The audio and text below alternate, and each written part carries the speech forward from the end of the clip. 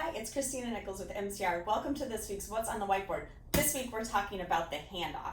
And by that I mean the handoff between annual giving, leadership annual giving, and major gifts. When it comes to our donors, how do we make sure that our message is staying front of mind with them as they're undergoing this transition that hopefully they feel is seamless and they don't even notice it? So let's start with our donors. So we have our donor pool, and a lot of them are going to fall over here into our standard annual giving bucket. They're not ready to move, they're gonna do their thing, maybe they're gonna go on and become a plain giving prospect, but for the most part, they're just hanging out over here in our annual giving pool.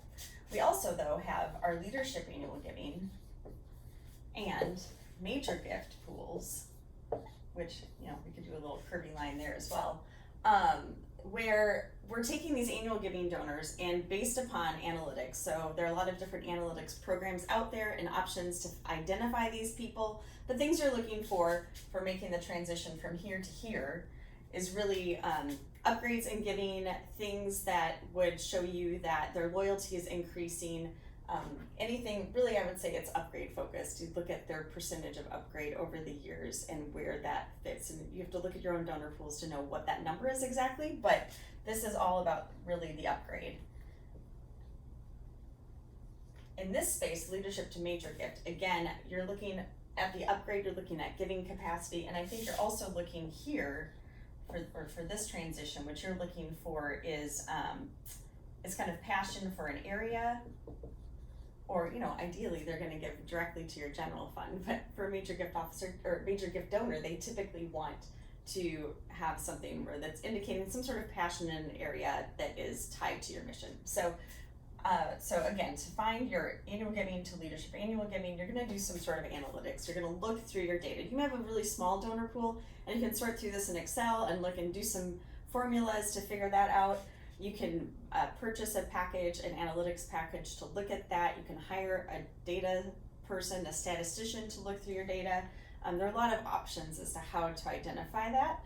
This could also be based upon conversations that you have, or people who come to you and say, hey, you know, I think so-and-so would like to know more about what you're doing.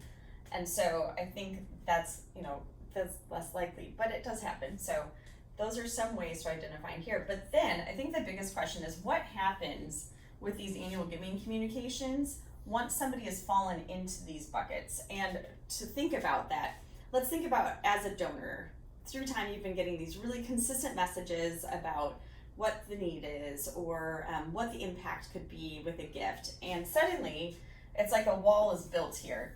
And as soon as they get put into a leadership annual giving or major gift into somebody's portfolio, suddenly there could be a stoppage to that. And that's something that we highly suggest you don't do, right? Because your donors are used to continually getting a message about what they can do and what they can accomplish.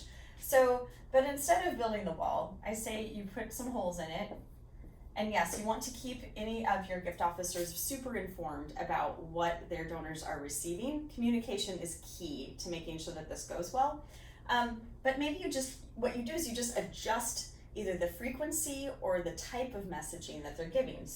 So whether it's a higher version of an impact piece, they still get an appeal on the same schedule, but it's a higher touch or a higher value appeal with a signer, higher value, sorry, that's really messy, but with a signer that maybe has a little bit more clout in the organization, or maybe even has a relationship. Maybe it comes from the gift officer if there's a really strong relationship already established there. And I think that the most important thing here is to just keep them in the fold. Keep them in. You don't want them to come over here and then suddenly stop receiving any sort of information from the institution, from whatever the organization is, whether it's higher ed, healthcare, a nonprofit. You want to make sure that they are still in the messaging that you're sending out through your annual giving program. But you need to be sure that it is a different level of communication and that you are communicating internally as well. So hope that's helpful. That's my 2 cents here on the handoff from annual giving to leadership annual giving and major gifts. I hope you're having a fantastic week, and I'll talk with you soon. Bye-bye.